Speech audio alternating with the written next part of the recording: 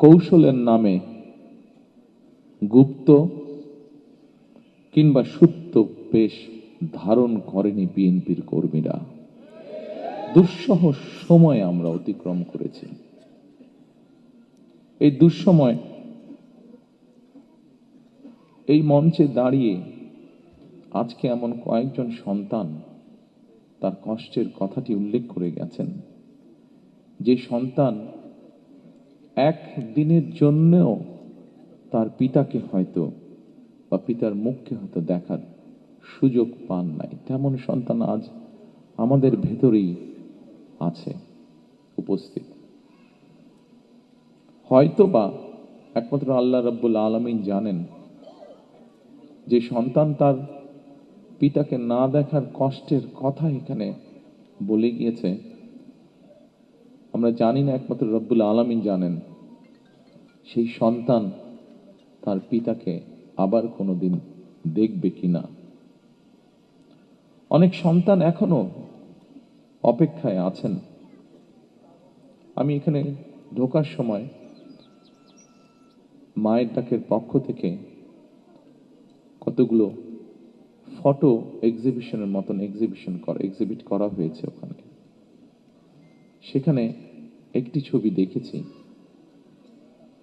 সেই ছবি থেকে আমার মনে হয়েছে, আমার মনের সাথে সেই ছবিটি মিলে গিয়েছে মনের কথার সাথে।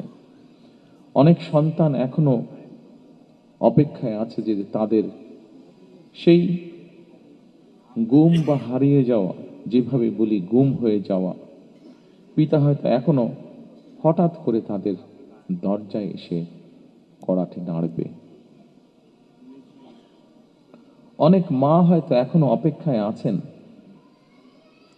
তার গুম হয়ে যাওয়া প্রিয় সন্তানটি হঠাৎ করেই মায়ের সামনে এসে হাজির হয়ে মা বলে ডাকবেন।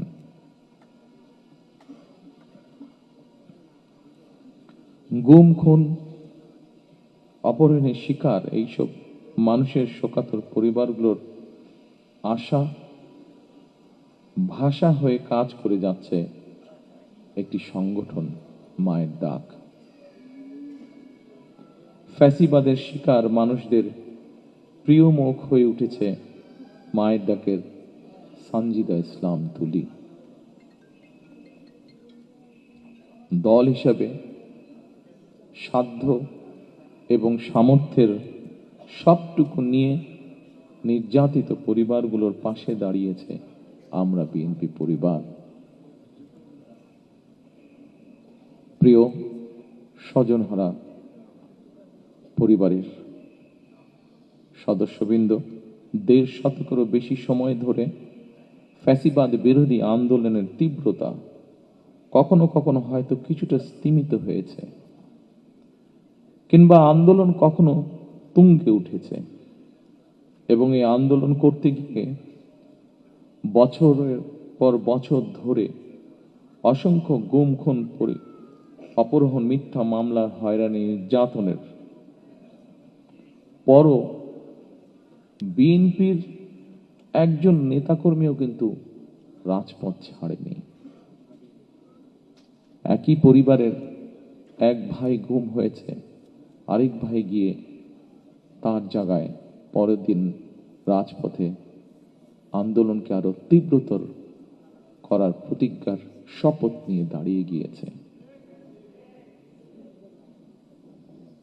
কৌশলের নামে গুপ্ত কিংবা সুপ্ত বেশ ধারণ করেনি বিএনপির কর্মীরা।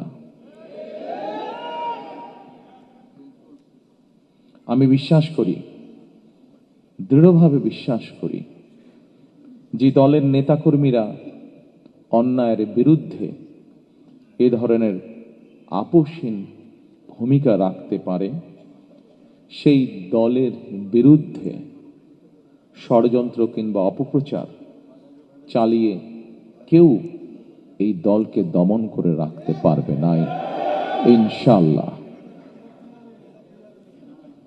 ফ্যাসিবাদী আমলের নির্যাতনের শিকার আমার সামনে বসা হাজারো প্রিয় মুখ, আপনাদের আত্মত্যাগ, আপনাদের বুক ভরা কষ্ট, আমরা যারা আজ পেছনে রয়ে গিয়েছি, আমরা আমাদের সর্বশক্তি দিয়ে চেষ্টা করব যাতে এটি বৃথা না যায় ইনশাআল্লাহ।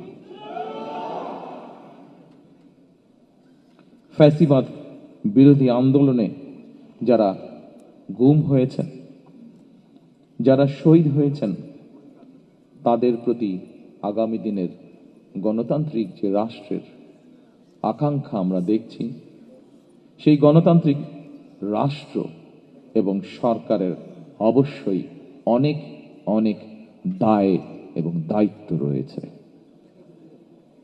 রাষ্ট্র কখনোই আপনাদেরকে ভুলে যেতে পারে না।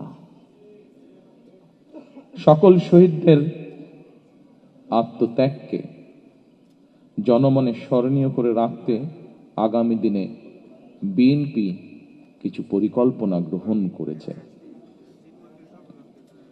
যদিও নির্বাচন কমিশনের বাধ্যবাধকতার কারণে এই মুহূর্তে আমি হয়তো বিস্তারিতভাবে সেই পরিকল্পনা আজকের এই অনুষ্ঠানে তুলে ধরতে পারছি না, কিন্তু তারপরেও বলতে যদিও কষ্ট হচ্ছে যে আমরা দেখেছি নির্বাচনের কমিশনের রিসেন্টলি কিছু বিতর্কিত ভূমিকা বা বিতর্কিত অবস্থান। তারপরেও রাজনৈতিক একটি